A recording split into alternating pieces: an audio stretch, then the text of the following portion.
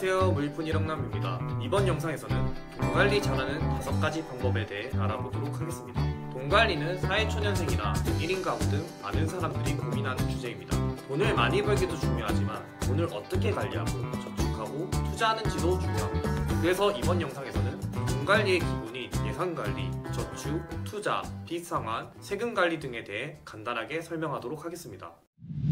첫 번째로 예산을 세워 소득과 지출을 체계적으로 관리하는 것이 중요합니다. 예산을 세우는 방법은 간단합니다. 매달 수입과 지출을 기록하고 지출이 필요한 것과 필요하지 않는 것을 구분하여 필요하지 않는 것을 줄이거나 없애는 것입니다. 예산을 세우고 지키는 것은 쉽지가 않지만 가계부 어플이나 엑셀 등을 활용하면 편리하게 할 수 있습니다. 예산을 세우고 지키는 습관을 들이면 돈을 낭비하지 않고 저축하고 투자할 수 있는 여유가 생깁니다. 두 번째로 저축은 재정 안정을 위한 가장 기본적인 방법입니다. 저축을 하려면 월급을 받는 날에 일정 금액을 저축하거나 적금에 자동 이체를 설정해 놓는 것이 중요합니다. 이렇게 하면 돈을 쓰기 전에 저축을 먼저 하는 습관이 생기고 저축한 돈을 쉽게 쓰지 않게 됩니다. 저축을 할 때 목표 금액과 기한을 정하고 저축률을 적절하게 조절하는 것이 중요합니다. 저축률이 너무 높으면 생활에 불편함을 느낄 수 있고 저축률이 너무 낮으면 저축의 효과를 느끼기 어렵기 때문입니다. 저축률은 개인 소득과 생활 수준에 따라 다르겠지만 일반적으로 10%에서 30% 정도가 적당하다고 생각합니다.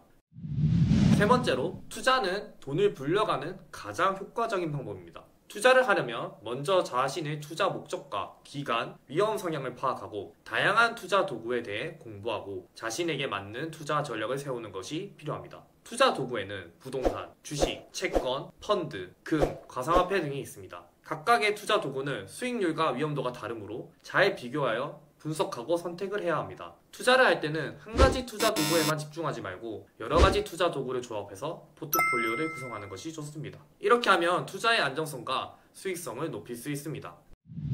네 번째로 빚 상환은 돈 관리의 필수 과정입니다. 빚은 이자가 붙어서 점점 커지므로 빠르게 상환하는 것이 좋습니다. 빚을 상환하려면 먼저 자신이 얼마나 빚을 냈고 어디에 빚을 냈고 얼마나 이자를 내야 하는지 정확하게 파악해야 합니다. 그리고 빚 상환을 하기 위한 목표 금액과 기간을 정하고 빚을 상환할 수 있는 예산을 할당해야 합니다. 빚을 상환할 때는 이자가 높은 빚부터 우선적으로 갚는 것이 중요합니다. 또한 빚 상환을 하는 동안에는 새로운 빚을 절대로 만들면 안 됩니다. 그것을 꼭 주의해야 합니다.